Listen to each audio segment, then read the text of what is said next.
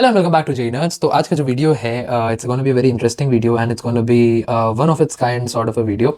NTA में normalisation होता है। आई एम प्रीटी श्योर तुम सारे बच्चों को ये बात पता है। जिनको नहीं पता कि नॉर्मलाइजेशन क्या होता है, वीडियो देखो, बीच में उसके बारे में भी मैं डिटेल में बताऊंगा, सेकंड पॉइंट में उसके बारे में भी बात करूंगा। But to give a brief, NTA हर पेपर में क्योंकि एनटीए का एक पेपर नहीं होता, जेई मेंस का एक पेपर नहीं होता है। जेई मेंस के across multiple shifts, across multiple days, multiple papers होते हैं। तो ऐसा कैसे होगा कि भैया पेपर सब तैयारी तो एक ही कर रहे हैं और ऑल इंडिया रैंक भी सबकी कॉमन आती है, बट पेपर सबका अलग अलग आ रहा है। तो कोई डिफिकल्ट होगा, कोई इजी होगा, उस चीज को टैकल करता है नॉर्मलाइजेशन। अब ये जो नॉर्मलाइजेशन का कंसेप्ट है, तुम कुछ तिगड़म इधर उधर लगा सकते हो जो मैं तुम्हें इस वीडियो में बताऊंगा, जिससे नॉर्मलाइजेशन को तुम अपने फेवर में काम करवा लो। और अपने फेवर में काम करवा के अगर तुम 8 से 12 नंबर का भी एज ले गए ना, तो कहीं ना कहीं ट्रांसलेट कर जाता है 3-4 हजार रैंक के तुम्हारे एडवांटेज में, अगर तुम टॉप पे बात करो। और बॉटम में तो जब तुम नीचे रैंक्स पर आ जाते हो 90, 91, 92, तो दो 8-8, 10-10 नंबर पे 2-2 हजार, 2-2 ज्यादा कह रहा हूँ, 10-10 हजार, 12-12 हजार रैंक चली जाती है, चेंज हो जाती है। तो क्या है नॉर्मलाइजेशन और कैसे इसको टैकल करना है, उस वीडियो में आज अपन बात करने वाले हैं। जो जो बातें बताऊंगा बिल्कुल डुएबल बताऊंगा, एक्शनेबल बताऊंगा और एकदम छोड़ कर आऊंगा कि ये चीज इस तरीके से करनी है। इसी के साथ वीडियो को जो है स्टार्ट करते हैं। सबसे पहला काम, सबसे पहली चीज तुम्हें करनी है, कंसिस्टेंसी बनानी है across various difficulties, consistency in practice. ठीक है, क्या मैं कहना चाह रहा हूँ, एक शब्द होता है एग्जाम टेम्परामेंट, यहाँ पे लिखा नहीं है मैंने, ठीक है। एग्जाम टेम्परामेंट एक चीज होती है जहां पे तुम किसी भी तरीके का पेपर है, कैसा भी पेपर है, अपना संयम नहीं खोते हो, उसको कहते हैं एग्जाम टेम्परामेंट होना। अब तुम्हें ये काम करना है कि तुम्हें डेलिबरेटली उस तरीके के past papers and not just papers, actually questions practice करने हैं जो एक्सट्रीम वेरिएंसेस पे जाते हैं। वेरिएंसेस मतलब अथा इजी क्वेश्चन भी प्रैक्टिस करो और अथा डिफिकल्ट क्वेश्चन भी प्रैक्टिस करो। कुछ लोग कहते हैं कि अरे ये XYZ टेस्ट सीरीज जो है ये तो बिल्कुल रेलेवेंट नहीं है, बिल्कुल इजी है। कुछ लोग कहते हैं अरे ये XYZ टेस्ट सीरीज जो है तो बहुत डिफिकल्ट है, इसको तो लगाने का कोई मतलब ही नहीं है। मैं कह रहा हूँ पूरे टेस्ट मत लगाओ तुम, लेकिन जरूर प्रैक्टिस करो कुछ बहुत आसान सवालों की, कुछ बहुत डिफिकल्ट सवालों की। अगर मैं तुमको एग्जाम्पल दूं तो जैसे इजी पेपर ड्रिल मैंने एक बनाई, तो 27 जनवरी शिफ्ट 1 2024 का पेपर आया था जेई मेंस का। इसमें तुम्हें पता चलेगा कि अच्छा एक आसान पेपर जो है कैसा दिखता है। तो वहां से तुम देखोगे कि आसान पेपर में मुझे क्या करना है, मुझे स्पीड कैसे बढ़ानी है वो देखना है, मुझे सिली मिस्टेक्स नहीं करनी है और मुझे 240 प्लस नंबर के लिए एम करना है। यही हार्ड पेपर ड्रिल अगर तुम प्रैक्टिस करो तो 28 जनवरी शिफ्ट 1 2025 का जेईई मेंस का पेपर बहुत डिफिकल्ट था। तो वहां तुम्हें ये सीखने वाली चीज थी कि मैं आराम से धीमे धीमे एक एक सवाल पे टाइम लगाऊं, एक एक सवाल मेरा पेशेंस टेस्ट कर रहा है, एक एक सवाल दिमाग खराब कर रहा है, कॉन्फिडेंस लूज हो रहा है, बट फिर भी मैं हर सवाल को कौन से क्वेश्चन मुझे करने हैं, कौन से नहीं करने हैं, उनको केयरफुली पिक करूं और एक लो स्कोर आ रहा है तो भी हैप्पी रहूं। ठीक है, तो ये सारी चीजें तुम्हें करनी है। पीवाईक्यूज अलग अलग तरीके के, अलग अलग डिफिकल्टीज के, वेरी डिफिकल्टीज के तुम्हें लगाने हैं। और अब इसी चीज को, इसी प्रॉब्लम को सॉल्व करने के लिए कि मल्टीपल एक्सट्रीम वेरिएंसेस के क्वेश्चंस कैसे मिले या पेपर्स कैसे मिले, डिवाइन जेई तुम लोग जानते होगे, it's a very small niche channel, ऐसा कोई बड़ा ब्रांड या वो नहीं है out of the world, but या इट्स वेरी कोर चैनल। तो बच्चों की ना बहुत सारे फ्री में मदद कर रहा है। किशन बाजिया सर हैं, वो बड़ा अच्छा काम कर रहे हैं, उनके साथ उनकी पूरी टीम है। अब यहाँ पीवाईक्यूज और एक्सट्रीम वेरिएंसेस और तुम्हारे जो डिफिकल्टीज के हिसाब से कस्टमाइज करने के लिए ना इनका प्लेटफॉर्म है। So it's not a test series per se, they have created a complete PYQ practice platform. इनकी साइट से ही वो खुल जाता है, टॉप पे टेस्ट सीरीज वगैरह लिखा हुआ आता है। एंड वहां पे क्या है, and I am reading this of their site only, मेरी टीम ने कुछ स्क्रीनशॉट्स मुझे लेके दिए इनकी साइट से, so I am reading this of their site. 10,000 से ज्यादा एग्जाम लेवल क्वेश्चंस हैं। इनको जो मेन पॉइंट है वो ये अनलिमिटेड कस्टम टेस्ट, तुम टेस्ट को जो है कस्टमाइज कर सकते हो, subject wise, pattern wise, chapter wise तरीके से तुम टेस्ट सीरीज अपने लिए बना सकते हो। तो जो अदरवाइज मार्केट में टेस्ट सीरीज लेने जाते हैं लोग, उससे परे, उससे काफी एडवांस और बड़ी चीज है यहाँ पे। एंड ऑफ कोर्स एनालिटिक्स और सॉल्यूशंस वगैरह सब तुम्हें डिटेल में मिल जाएंगे। जब मैं और नीचे स्क्रॉल करता हूँ तो इसमें कुछ फीचर्स हैं, जैसे बुक मार्क, तुम क्वेश्चंस को बुक मार्क करके रख सकते हो, ऑर्गेनाइज कर सकते हो। एक्चुअल पीवाईक्यूज पे बेस्ड सवाल है तुम्हारे, सीधे पीवाईक्यू चाहो वो भी लगा सकते हो, जैसे मैंने 2 शिफ्ट्स के पीवाईक्यूज बताया था, वो लगा रहे हो तो वो लगा लो। चैप्टर वाइज टेस्ट तुम्हें मिल जाते हैं, टेस्ट तुम कस्टमाइज कर सकते हो खुद के लिए। एंड अगेन जो एडवांस एनालिटिक्स की बात है वो तुम्हें यहाँ मिल रही होती है। अगर तुम चाहो तो इसके कई सारे ऐसे वो है, मतलब स्लॉट्स हैं। अगर तुम्हें 2-3 महीने के लिए लेना है तो काफी कम प्राइस पे मिल जाता है। अगर तुम थोड़ा और लंबे समय के लिए लेना चाहते हो, वो डिपेंड करता है तुम 26 के वाले को, 27 के वाले को, जैसा भी। एंड कैसे कैसे तुम्हारा इंप्रूवमेंट होता है वो भी तुम इसके साथ ट्रैक कर सकते हो। Link I am not sure if I am allowed to put the link, क्योंकि क्या होता है जब ऐसे वीडियो में किसी के बारे में बात कर देते हैं ना, तो वो ब्रांड वाले भी थोड़ा सा नाराज हो जाते हैं कि यार हमने आपको स्पॉन्सर ऐसा करा नहीं है, ना आप नाम करो, बच्चा सोच रहा है कि हम स्पॉन्सर्ड हैं। तो लिंक का मैं देख लूंगा, अगर नहीं होगा तो I will put their website का लिंक। ठीक है, सीधा सीधा, और you can just go on YouTube and type divinejei.com, वहां से आ जाना चाहिए, at least that's what I do. ठीक है, सो दिस इज दैट, यहाँ से तुम ये लगा सकते हो, इट्स अ गुड रिसोर्स जो मुझे मिला। अब सवाल समझ आ गया कि भैया यहाँ से तुम्हें डिवाइन जेई के इस रिसोर्स से तुम्हें सवाल लगाने हैं, ये समझ आ गया। और तुम्हें मल्टीपल डिफिकल्टीज के एक्सट्रीम और वेरिएंस, ऊपर नीचे बिल्कुल एक्सट्रीम इजी, एक्सट्रीम डिफिकल्ट और ऑफ कोर्स एक अच्छा लेवल तो तुम प्रैक्टिस कर रहे हो वो भी, ये सारे तुम्हें लगाने हैं। अब आता है इस वीडियो का कोर कंसेप्ट कि ऐसा क्यों कह रहे हो भैया, आपने ऐसा करने को क्यों कहा। बात हम समझ गए, आपकी बात बहुत सिंपल थी, बट ऐसा क्यों और नॉर्मलाइजेशन कैसे प्ले आउट करेगा आप समझो। तुमको मैंने बताया कि तुम्हारा जेईई मेंस का जो पेपर है वो मल्टीपल शिफ्ट में होता है, कोई शिफ्ट बहुत ईजी होगा, कोई शिफ्ट बहुत डिफिकल्ट होगा। अब ऐसे में तुम्हारा अपने पर्टिकुलर शिफ्ट में क्या एब्सोल्यूट स्कोर आ रहा है, वो तुम्हारी रैंक डिटरमाइन करने में कम रोल निभाता है, जितना तुम सोचते हो उससे काफी कम।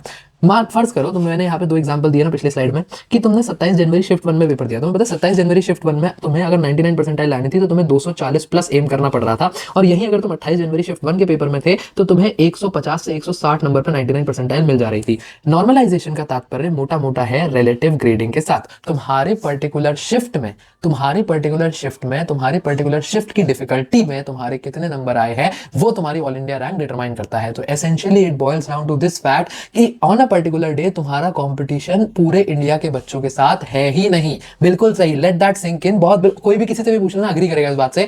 ऑन अ पर्टिकुलर डे तुम्हारा कंपटीशन तुम्हारे सिर्फ उस शिफ्ट के बच्चों के साथ है जो एग्जैक्ट सेम पेपर अटेम्प्ट कर रहे हैं जो पेपर तुम अटेम्प्ट कर रहे हो। अब यहां से 2-3 चीजें आती हैं जो बहुत ज्यादा जरूरी है समझना। देखो, पहली बात, आगे भी मैंने यही पॉइंट लिखे, फंसना नहीं है, घबराना नहीं है, और मैं इन्हीं पे एलैबोरेट करूंगा कैसे क्यों।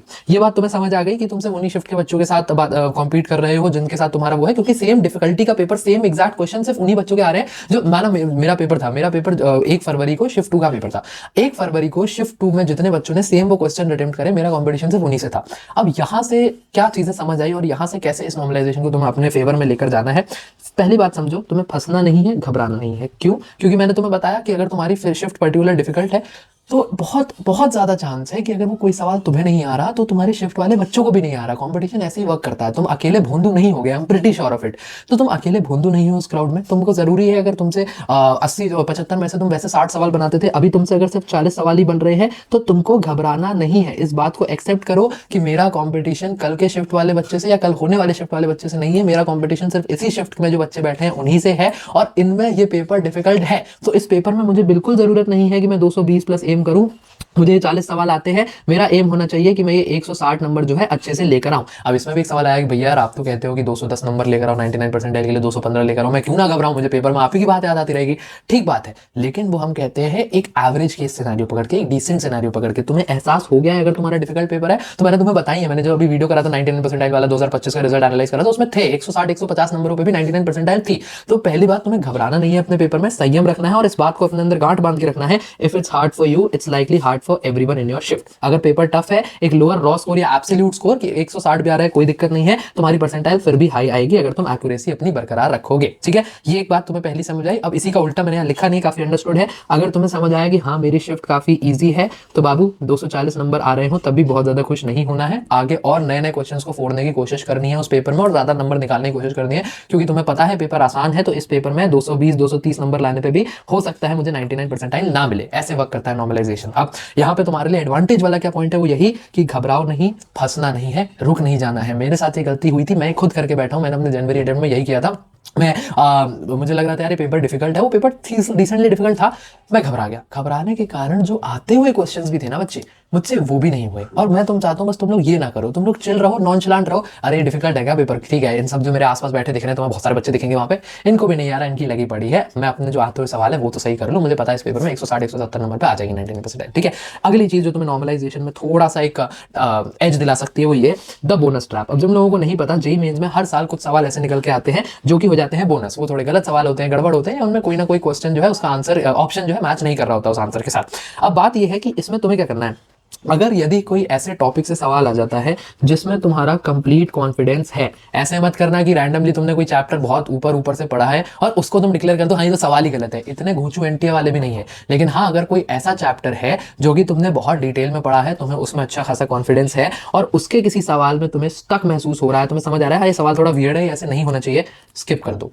इसलिए स्किप कर दो क्योंकि यहाँ से 2 फायदे होंगे। सबसे पहला फायदा ये होगा, अगर वो क्वेश्चन जो था वो बोनस क्वेश्चन निकल गया, सभी को उसके नंबर मिल गए, तो तुमने उसको स्किप करके जो है उस पर अपना काफी टाइम बचा लिया। नंबर तो वैसे भी मिल गए, सभी को मिल गए, बट तुमने उसमें अपना वक्त बचा लिया। वो क्वेश्चन ड्रॉप हो जाता है अक्सर और वो क्वेश्चन मान्य नहीं रहता, उसके नंबर +4 सबको मिल जाते हैं। इसमें शायद कुछ नियम होता है कि आपने उसको अटेम्प्ट किया हुआ हो या नहीं, वो एक बार चेक करना पड़ेगा, बट तुमने उस पर वक्त जाया नहीं किया और वो वक्त जाया करके तुम 2 से 3 सवाल लगा के अपने 12 नंबर दूसरी जगहों पर, जहां हो सकता है मैथमेटिक्स में तुम वक्त नहीं लगाते, तुम्हारे सवाल छूट जाते, वहां पर तुम वो वक्त को इन्वेस्ट कर सकते हो। इस तरीके से तुम अपने ग्रुप में जो तुम्हारे सारे बच्चे जो तुम्हारे साथ बैठे होंगे, जो वही क्वेश्चन फेस कर रहे होंगे, वो बच्चे फंसेंगे, वो बच्चे उसमें दिमाग लगाते रह जाएंगे और तुम अपना जो समय है वो बचा के यहाँ निकल जाओगे। बट हाँ ये वाली बात जो है इसका ध्यान रखना कि तुम कहीं ओवर स्मार्ट बन के वैलिड सवाल ना छोड़ाओ कि तुमने 2 मिनट दिमाग भी नहीं लगा रहे तो गलत है और छोड़ा है, और सब बेवकूफ नहीं है, बाकी हो सकता है सॉल्व कर ले जाए बच्चे, तो वो एक वैलिड पॉसिबिलिटी रहती है। तुर्रम खा नहीं बनने कह रहा हूँ, बट अगर कॉन्फिडेंट हो तो सवाल छोड़ दो, उस पर अपना वक्त जाया मत करो। ठीक है, तो ये कुछ बातें थी जो मुझे लगता है कि हाँ, अगर तुम लेकर जाओ तो अपने एक कॉम्पिटिटिव एज निकाल सकते हो तुम। देखो, एब्सोल्यूट बातें हम बताते रहते हैं कि ऐसे पढ़ाई करो, इसको ऐसे पढ़ो, उसको वैसे पढ़ो, उसको वैसे पढ़ो,